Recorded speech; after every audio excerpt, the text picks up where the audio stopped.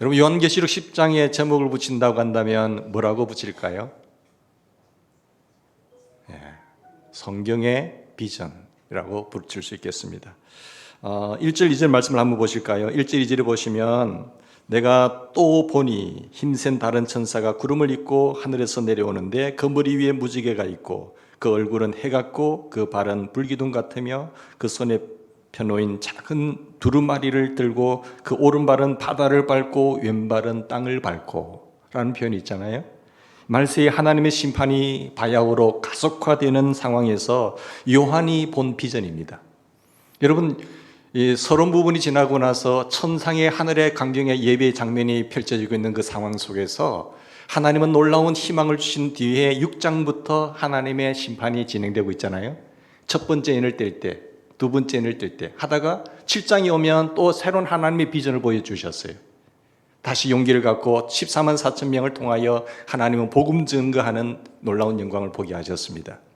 뿐만 아니라 다시 8장이 오면 나팔 재앙이 이루어집니다. 나팔을 불 때에 네 번째 나팔까지가 나타나고 또 9장이 오면 마지막 다섯 번째 나팔부터 불리는 그런 영광이 있죠. 그러면서 오늘 또 10장이 오면요, 놀라운 하나님의 또 비전이 주어집니다. 그것은 성경의 비전이. 이런 중간중간 심판 과정 속에서 하나님이 새로운 비전을 주신 이유는 무엇일까요? 그 영원한 하늘나라를 바라보며 절망하거나 좌절하지 말라는 것이겠죠.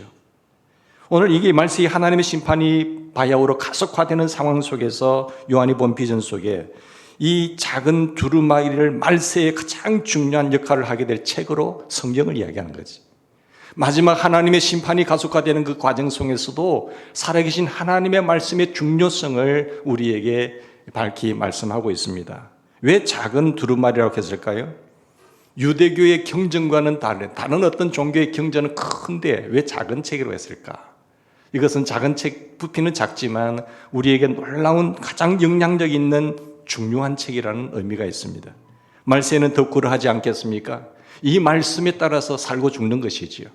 이 말씀을 듣느냐 못 듣느냐에 따라서 그 결단에 따라서 살고 죽는 역사가 나타나는 것입니다. 요한계시록 10장에 보면은 이 책의 주인이 누구이신지를 말씀하고 있으세요. 그리고 이 책의 내용이 무엇인가? 그리고 이 예언의 말씀을 전할 우리의 인간의 이 책을 받은 책임은 우리는 무엇인가를 이야기를 해주고 있습니다. 그래서 먼저 우리는 이 성경의 주인이 누구신가를 먼저 살펴보고자 합니다. 1절에 보시면 이 책을 작은 두루마리를 쥐고 있는 분이 누구시죠? 예수 그리스도시잖아요. 작은 어떤 다른 한 천사, 힘 있는 천사라고 이야기를 하고 있는데요. 보면 이 천사에 대한 묘사를 자세히 읽어보면 성경의 다른 성경에 비교해보면 예수 그리스도의 모습과 똑같은 거예요. 예수 그리스도를 묘사할 때 그 모습하고 이 본문에서 지금 묘사하고 있는 천사의 모습과는 그 일치한다고 볼 수 있습니다. 아마도 그래서 주님 예수 그리스도의 환상이 아닐까라고 생각하는데 이 천사에 대한 5가지 묘사를 한번 보십시다. 먼저 첫째는 그 구름을 입고라고 했죠. 재림할 예수님의 가장 보편적인 상징 가운데 하나가 뭔가요? 구름을 입고 이렇게 오신다라고 말하고 있죠. 자, 계시록 1장 7절에 한번 볼까요? 거기는 뭐라고 하고 있습니까? 볼지어다 구름을 타고 오시리라. 주님 다시 오실 때에 구름을 타고 오시리라. 사도행전 1장 11절에 보면 너희 가운데 하늘로 올리오신 이 예수는 하늘로 가심을 본 그대로 다시 오시리라 라고 말씀하셨습니다. 저는 구름을 타고 온다는 말을 들으면 손오공이 먼저 생각나는데요, 손오공을 이야기하는 것이 아니라 구름을 타고 하늘에서 내려오신 주님은 재림의 주님입니다. 초림의 주님 오실 때는 굉장히 비천한 곳에 말구 위에 오셨지만 재림의 주님 오실 때는 왕으로 오세요. 나팔 소리와 함께 임재하시는 그 주님의 모습을 말씀합니다. 성경에서 구름은 하나님의 임재와 영광의 상징입니다. 하나님의 성막에 구름이 성막에 둘러싸여 있는 모습을 볼 수 있죠. 출애굽기 16장 10절의 말씀에도 아론이 이스라엘 자손의 온 회중에게 말할 때에 그들이 광야를 바라보니 여호와의 영광이 구름 속에서 나타나더라. 구름 속에 나타나더라. 구름이 하나님의 영광을 나타내는 수단으로 사용된 것을 볼 수 있습니다. 그러니까 구름 타고 오신다는 것은 주님께서 영광으로 임재하신다는 것을 말합니다. 두 번째는 어떤 묘사일까요? 천사의 모습이 그 머리 위에 무지개가 있고 라고 묘사하고 있습니다. 무지개 하면은 여러분 홍수 심판이 끝난 다음에 다시는 내가 물로 심판을 하지 않겠다고 하는 언약의 상징이죠. 하나님의 은혜의 상징일 수 있는데요. 언약의 성실하신 하나님, 하나님은 약속하신 바를 반드시 지키신다고 하는 그 의미의 상징이죠. 그러면서 그 무지개를 띄우신 것을 볼 수 있습니다. 주님은 약속을 성실히 이행하시는 분이십니다. 여러분 믿으세요? 성경 말씀은 1.1획도 땅에 떨어지지 않냐고 그대로 이루으셔요. 하나님의 말씀은 신실하신 분이기 때문에 지금까지 말씀하신 바가 그대로 다 이루어집니다. 그리고 앞으로 이 사건을 볼 때에, 이 약속을 볼 때에 하나님께서 앞으로도 하신 말씀을 그대로 이루어질 줄로 우리는 확신하고 믿는 거잖아요.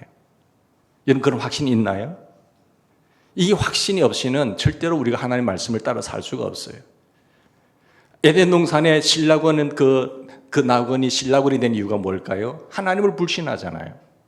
마귀의 말에 솔깃해서 하나님을 불신하니까 하나님 말씀이 여러분 믿어지지 않으니까 불순종하게 되는 거거든요.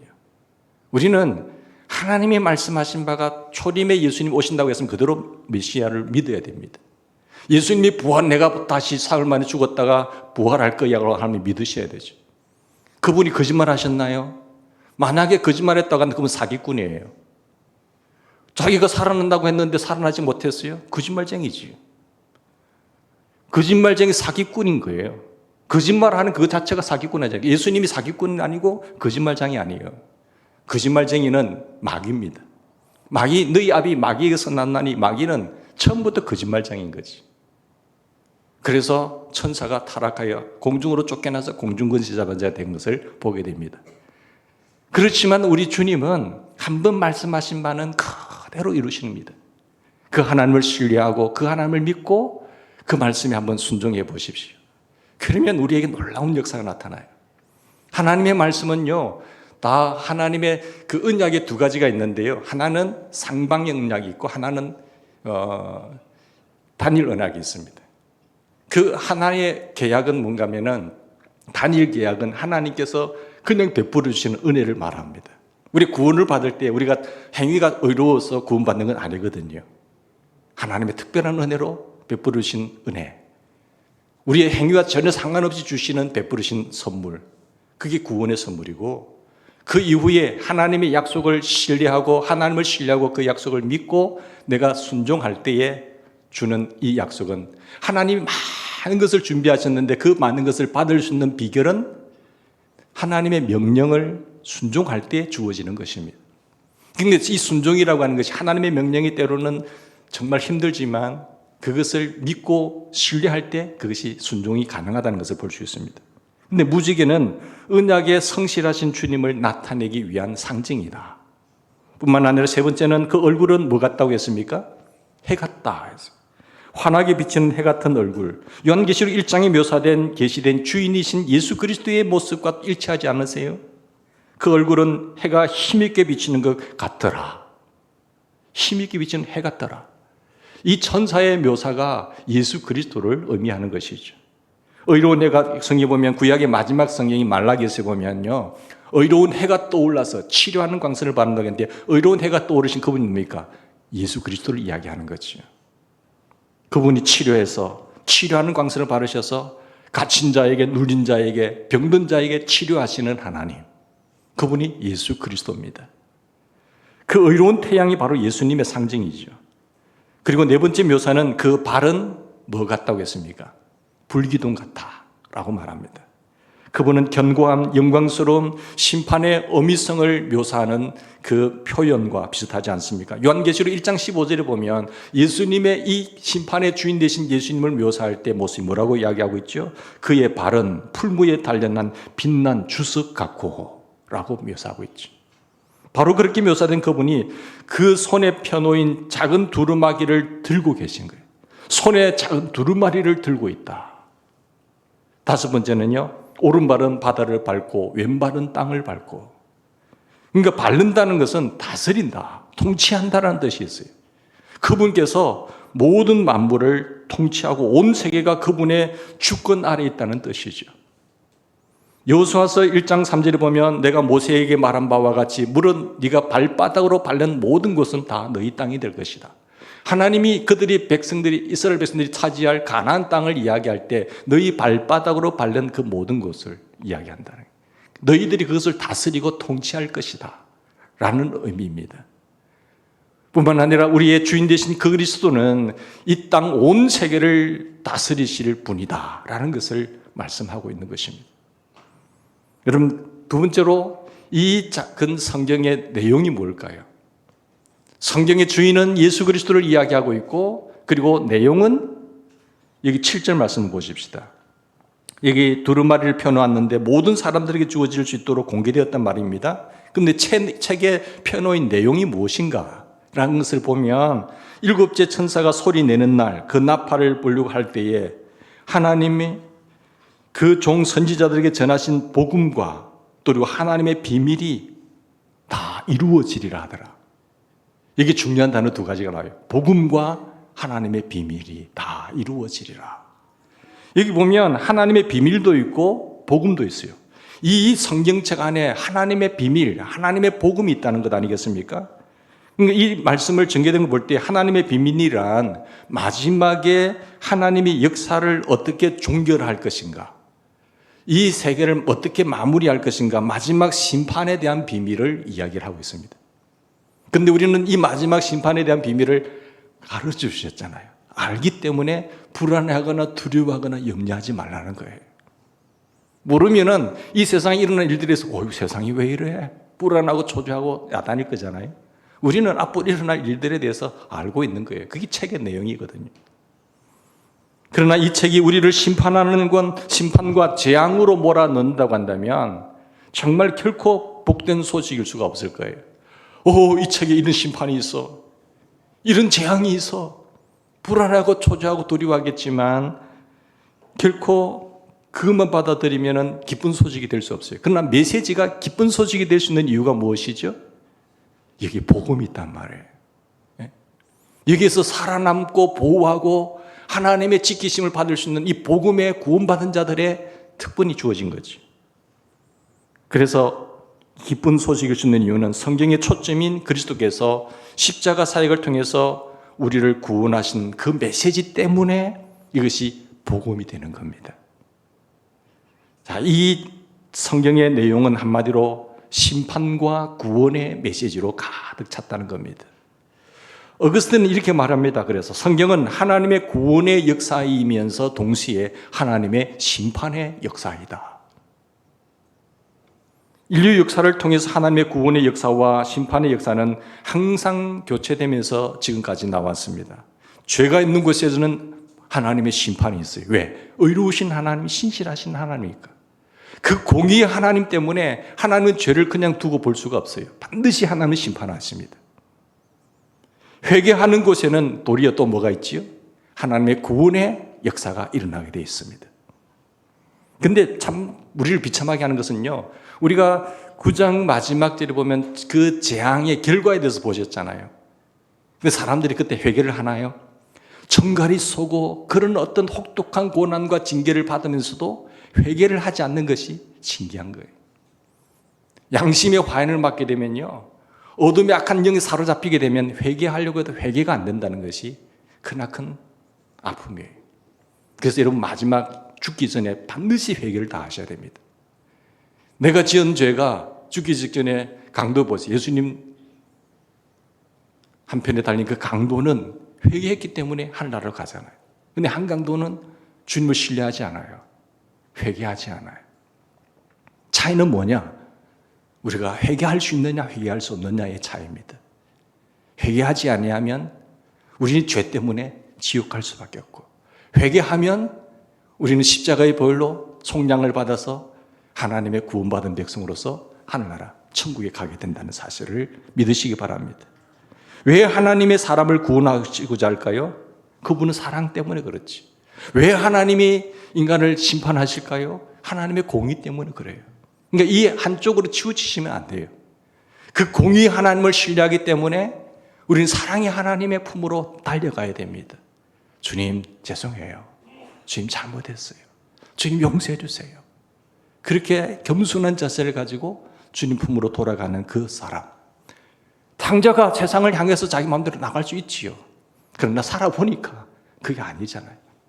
아버지 집에 내가 종의 품꾼의 한 사람으로 서릴 수도 없구만.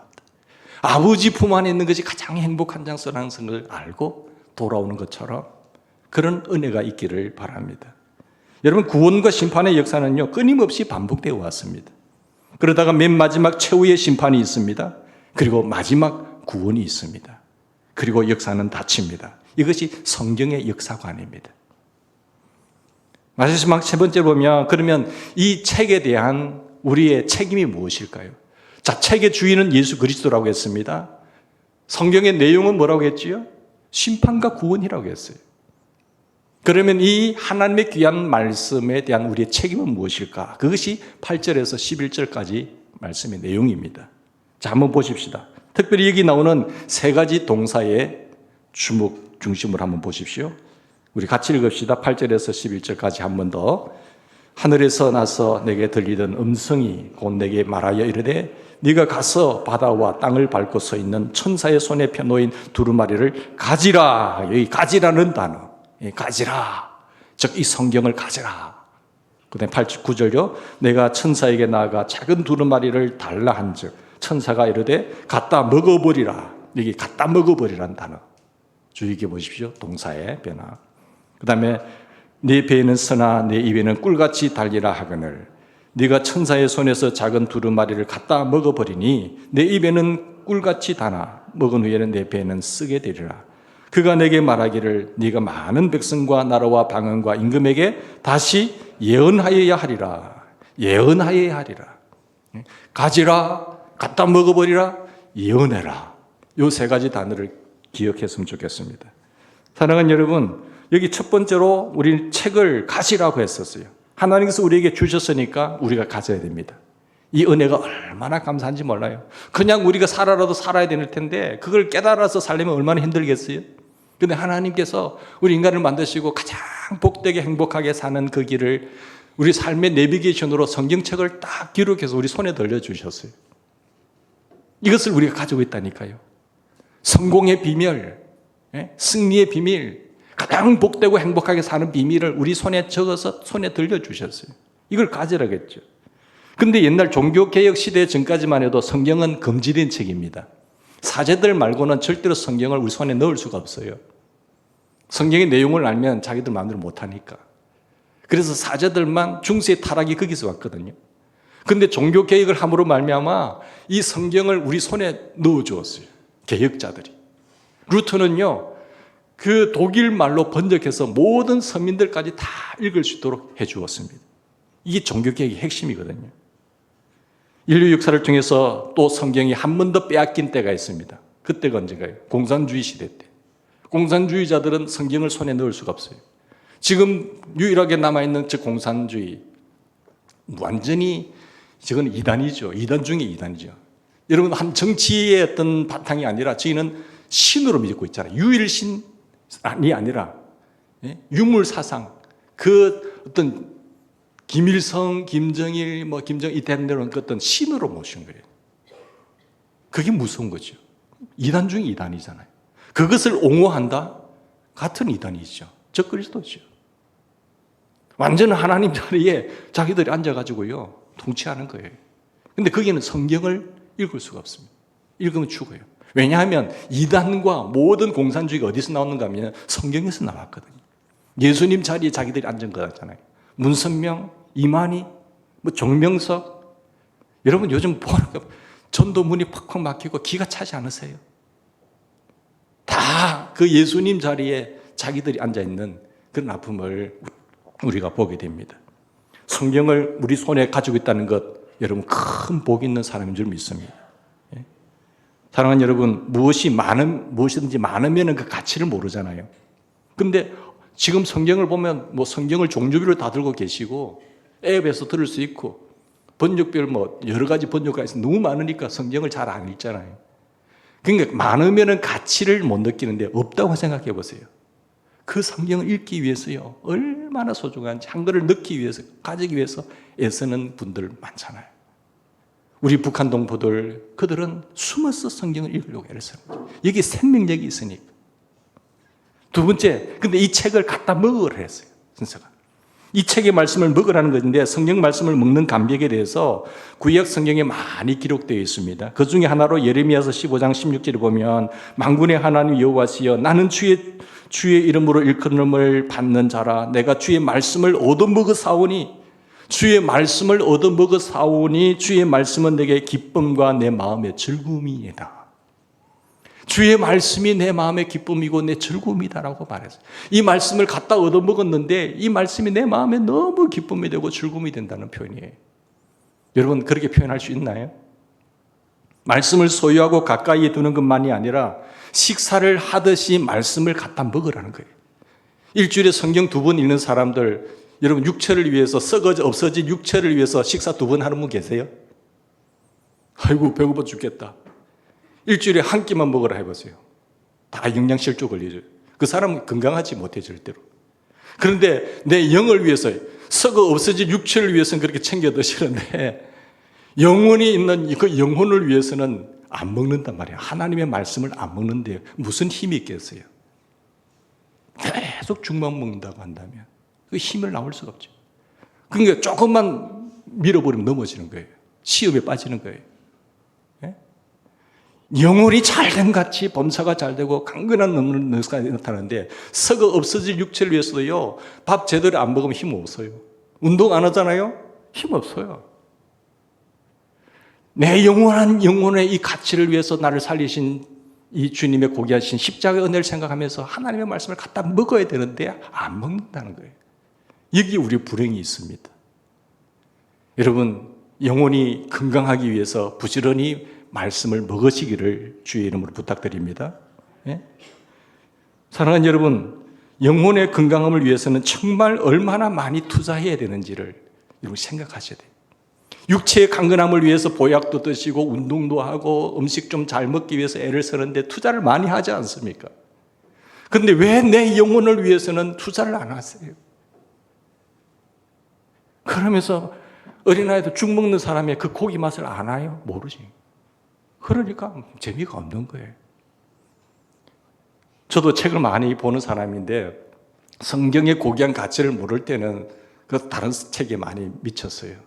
근데 성경을 눈을 뜨고서 이 맛을 알고부터는 요즘은 뭐 다른 책 읽을 시간도 별로 없고 성경을 계속 보는 거예요. 근데 성경을 읽은 내용은 읽으면 읽을수록 더 맛이 달아요.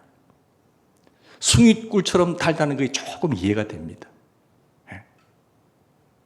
다른 데는 생명력이 없는데 하나님의 말씀에는 생명력이 있어요. 이런가. 계속해서 갖다 먹었어야 돼요. 고기도 먹어본 사람이 먹고요. 못 먹은 사람은 못 먹는 거예요. 하나님의 말씀을 부지런히 먹는 우리가 되기를 바랍니다. 그래서 너희 속에 그리스도의 말씀이 풍성하게 거하게 해라. 그러면 성령님께서 생각나게 해주세요. 말씀이 우리를 이끌어가게 될 줄 믿습니다.